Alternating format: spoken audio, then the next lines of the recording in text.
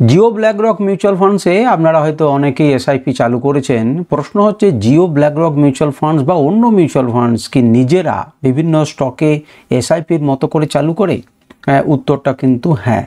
দেখুন, যারা অনেক পুরনো মিউচুয়াল ফান্ডস তারা কি করেন, তারা বেছে শুনে দেখে ইনভেস্ট করেন, কিছুতে বেশি কিছুতে কম। কিন্তু জিও মিউচুয়াল ফান্ডসে অর্থাৎ জিও ব্ল্যাকরক মিউচুয়াল ফান্ডসের আমি এই অক্টোবর মাসে তারা কি কেনাকাটি করেছেন এইগুলোকে চেক করতে গিয়ে একটা প্যাটার্নকে খুঁজে পেলাম। আপনারাও সেটাকে দেখুন এবং শুনুন, তাতে হয়তো আপনাদের ইনভেস্টমেন্টের একটা ধরন আপনারা খুঁজে পাবেন।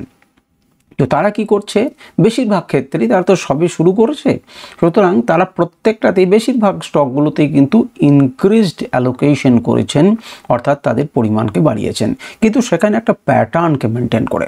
যেমন আমি চারটির উদাহরণ আপনাদেরকে দিচ্ছি। যেমন মনে করুন নিফটি 50 ইন্ডেক্স, যেটা নিফটি 50 ইন্ডেক্সের উপরে তাদের একটা মিউচুয়াল ফান্ডস রয়েছে, সেখানে কিন্তু তাদের দেখা যাচ্ছে যে 30.92% থেকে 31%-এর মধ্যে তারা কিন্তু কেনাকাটি করেছেন।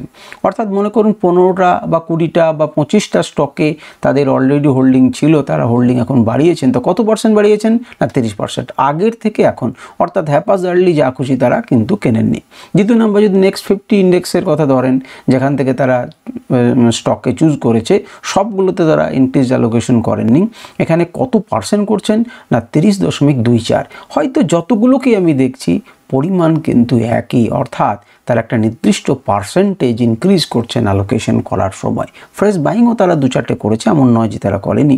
আচ্ছা, তৃতীয় নাম্বারে যদি আমরা ধরেন যে মিড ক্যাপ 150, তো মিড ক্যাপ 150-তে তারা যে পার্সেন্টেজটা রেখেছেন সেটা হচ্ছে 21.24। কোনটা হয়তো 22, কোনটা হচ্ছে 23, কিন্তু 21.24, 21.23, 21.22 এই পার্সেন্টেজের কাছাকাছি কিন্তু ঘোরাফেরা করছে যতগুলোতে ইনক্রিজড অ্যালোকেশন করেছেন।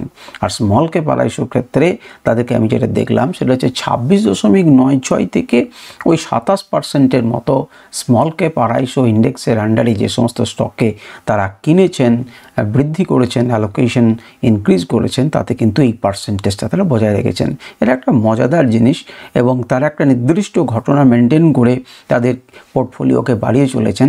আপনারাও যারা নিজেদের পোর্টফোলিও তৈরি করবেন, তো একই রকমভাবে মিউচুয়াল ফান্ডসের মতো কিন্তু করতে পারেন, যদিও কোন স্টকটাতে ইনভেস্ট করবেন কি করবেন না সেটা কিন্তু বিচার করার। তা আমি যদি জিওতেই ব্যবহার করি এবং তাদেরগুলোতেই আস্তে আস্তে ধীরে ধীরে একই রকম করে করি বা একই পদ্ধতি অবলম্বন করি, তাহলে কিন্তু একটা সুবিধা হতে পারে।